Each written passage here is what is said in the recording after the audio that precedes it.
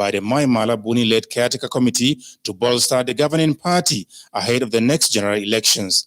Former Speaker of the House of Representatives, Dimeji Bankole, and former Governor of Ogun State, Benga Daniel, are here to formally affirm their allegiance to the APC, as well as loyalty and support to President Muhammadu Buhari and indeed the federal government. They were accompanied to the State House by the Chairman, Progressive Governors Forum, and Governor of Kebbi State, Atiku Bagudu, and his Jigawa State counterpart, Badaru Abubakar. Why APC? I do not think that there are any options that we have in our country. Sure is that the entire world is going through challenges. There are global challenges, economic challenges, health challenges. And when you are in a situation like this, as I've usually opined, we should do less of partisan contestation. All of us must come together to support whoever is in power.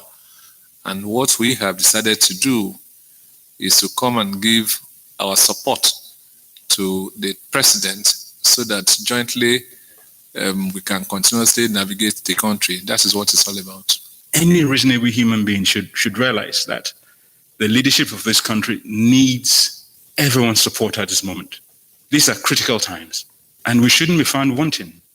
This is the time to step up and support so that these decisions can be taken, executed, and owned by us as a nation. Because 10 years from now, 20 years from now, people will ask who stood up when these things were happening. It's every citizen's right, and all we've done is exercise it today. But our actions from now will speak for us. The chairman, caretaker, and extraordinary convention planning committee of the APC, Mai Mala Buni, attributed the courageous decisions taken by the Southwest political bigwigs, driven by principles, to demonstration of confidence in the leadership of President Muhammadu Buhari. That shows the leadership of Mr. President is being appreciated and what he's doing to the country. And that's why leaders of such caliber are joining the party at this critical time. We are registering and revalidating our membership, and they feel this is the right time for them to join us. And Mr. President is very happy, he's pleased, he's impressed. Governor Mai Mala Buni assured them of all the rights and privileges the governing party can offer its members. From the State House, Adamu Sambu, NTA News. The passage of the bill that seeks to abolish and prohibit discrimination between first degrees and higher national diplomas will revigorate Nigeria's core policy trust of evolving a technological and science-driven society. National Assembly correspondent Ignatius Nkwo reports that this was part of submissions by participants at the public hearing on the bill. On March 14, 2007 and June 6, 2008, the Federal Executive Council reaffirmed that holders of higher national diploma certificates should receive same recognition as that of first-degree holders without discriminatory remunerations and limits to progression in the workplace. 13 years after, this brick wall is yet to be dismantled, and the Senate resolved to address it through a legislative process. A bill to that effect, sponsored by Senator Ayo Akinye-Lure, having passed second reading, has been subjected to the public for inputs. The Senate Committee will continue to support tertiary institutions by enacting the enabling laws to improve higher education across the length and breadth of the country. That the enactment of the bill will not only grant leadership impetus in the engineering and technology practice in Nigeria, but will rapidly catalyze and crystallize the launching of Nigeria into the League of Industrialized Nations. Because of your background, even if you have PhD, universities will not like to employ you. Permanent Secretary in the office of the head of the Civil Service of the Federation, Emmanuel Meribole, stated government's position on the issue. NUC, NBTE should come together and develop a curriculum that will be up to date and the same instead of reinventing the wheel. The Federal University of Agriculture Kaba Kogi State Establishment Bill, sponsored by Senator Smart Adeyemi, also received wide acceptance at the public hearing. Our people are highly educated, but when we feel we have been neglected, all the colleges that were established along with our own in Kaba, they are now full-fledged universities. All we are asking the federal government is to please help us upgrade this school to a university status, which is very well deserved. One of the quick win sectors which can easily bring about this diversification is agriculture. The event was convened by the Senate Committee on Tertiary Institutions and TED Fund. From the National Assembly, Ignatius Nkwo, NTA News. And still from the National Assembly, strengthening the democratic process through impactful reforms that match the aspirations of citizens should be the aim of the ongoing constitutional review process. A retreat for members of the special committee holding Abuja stressed this point. National Assembly correspondent Lami Ali reports.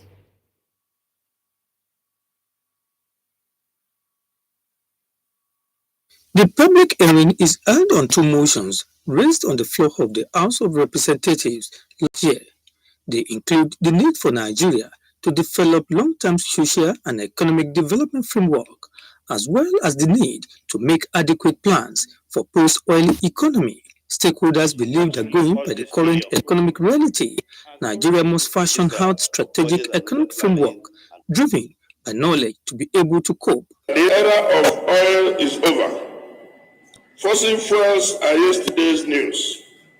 The world is racing away from extractive economic model towards a knowledge economy model. Concentric diversification of the economy away from the current high dependence on oil sector for foreign exchange and refocus of government expenditure to support growth inducing and capacity enhancing sectors of the economy will help to attain the projected results of the econometric and input-output models.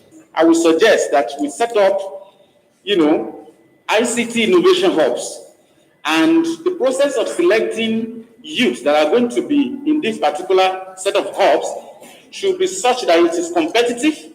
Other issues advocated at the public hearing include structural diversification, supported by research and review of the available curriculum to raise appropriate manpower that can drive the post-oil economy. From the National Assembly, Dayo Gunshola, NTA News. The federal government says the telemedicine platform at the Federal Medical Center, NTA Abeokuta, Ogun State, is targeted at reducing inpatient visits to the hospitals by connecting licensed doctors with patients via the use of audio-visual technology for quality health care services. The Minister of Health, Dr. Osage Ohanere, stated this during the inauguration of the facility, among other infrastructure at the center in Abeokuta, Ogun State capital. Lekun Agbonde reports. Inaugurating the International Conference Center and Telemedicine Hall, named after President Muhammadu Buhari, Dr. Osage Ohanere, who commended the technology-driven innovation, said the center now has capacity to provide healthcare services to patients from the comfort of their homes, thereby limiting exposure of doctors and other health professionals to patients. On the telemedicine aspect, I shall say it's a very important icing on the cake of universal health coverage.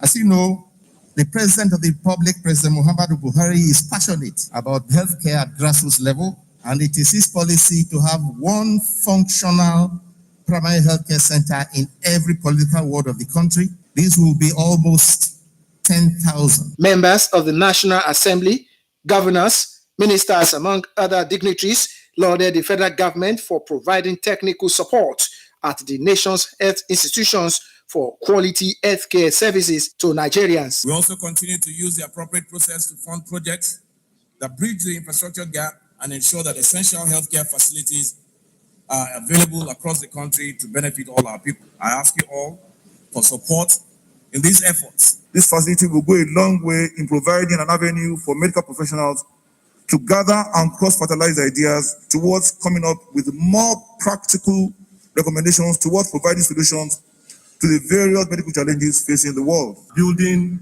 10-bed ICU center, 30-bed isolation center, in addition to whatever they have had before, and a full, well-equipped and functional molecular lab in every of the 52 federal medical centers that we have. The medical director of the center, Professor Adewale Musa Olomu, pleaded with the leadership of the National Assembly to pass into law the bill before it canvassing for the establishment of the University of Medicine and Medical Sciences. It is our wish, ladies and gentlemen, that the message will go to the President of the Senate that this university will be established in no distant time, and this hospital will serve as the teaching hospital to that university. Former Senator representing Ogun Central Senatorial District, Lariwaju Tejosho, facilitated the conference center and the ambulance as his constituency project when he was serving at the National Assembly. Other infrastructure inaugurated include radiology complex, oxygen plant, 4-wing clinic complex, Obadedotun Gbadebo pharmacy complex, among others. In Abeokuta, Lekon Agmode, NTA News. You are still watching NTA Abeokuta Channel 12 News. At 7, the news continues shortly after the break. Stay with us.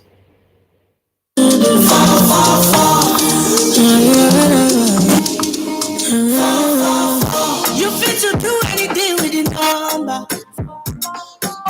Everything is in no long thing with 444. No, that's after your brain with plenty numbers. I beg you, daddy number 444. Or any mal of 4.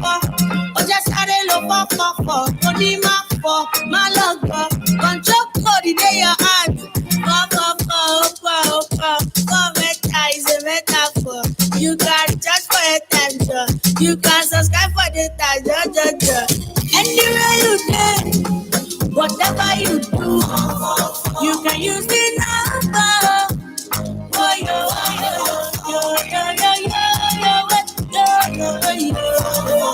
Airtel, the smartphone network. Welcome back. Following the news by NTA Network on the sale of water instead of premium motor spirit known as PMS, which a motorist alleged she bought into her vehicle at a filling station in Abeokuta, the Department of Petroleum Resources has affirmed the closure of the affected station pending the time it is satisfied with the outcome of the ongoing repairs on the affected underground tanks. The reports.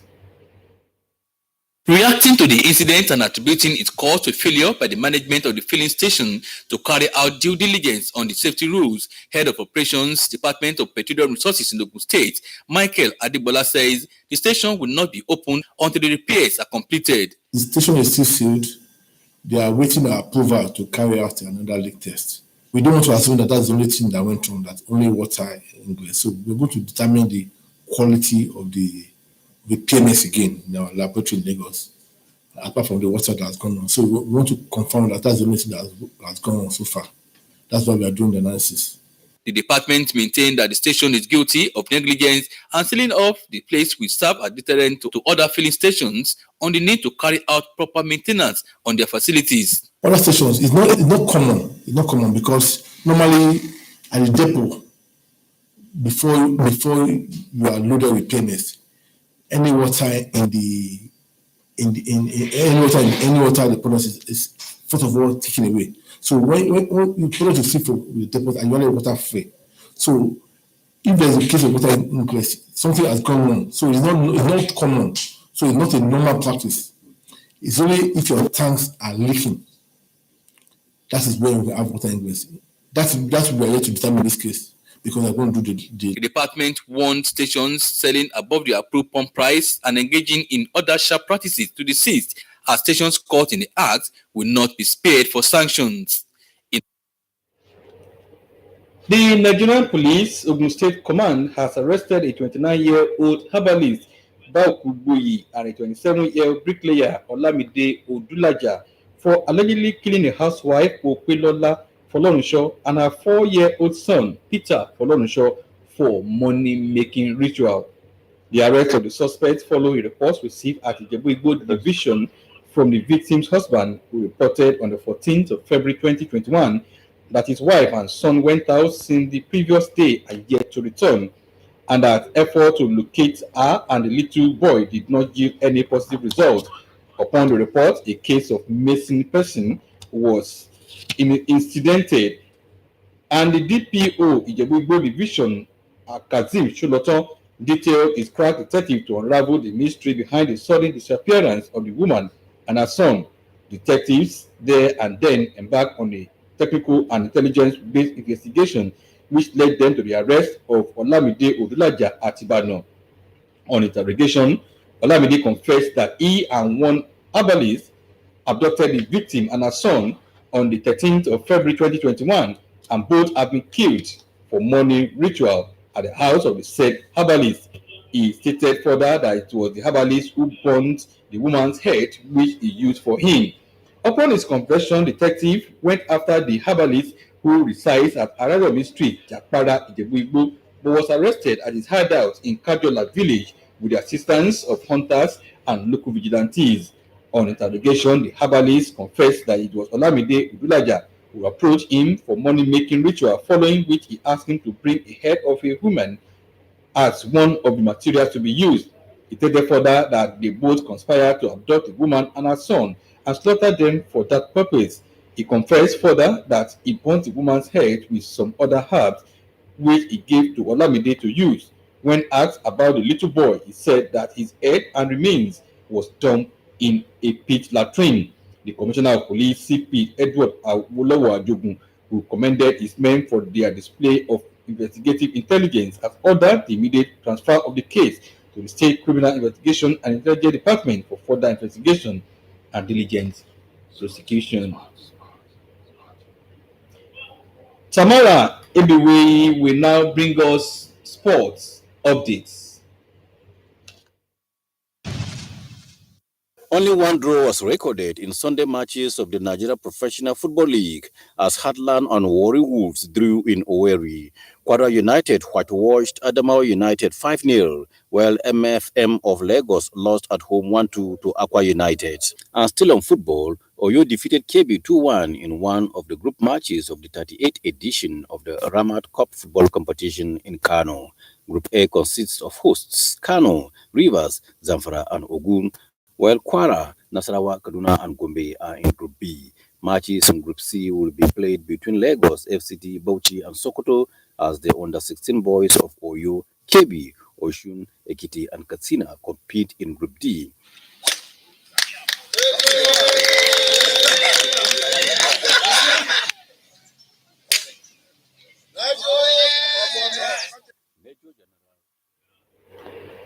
And it is on that note that we wrap up the news tonight. We thank you for watching. Good night.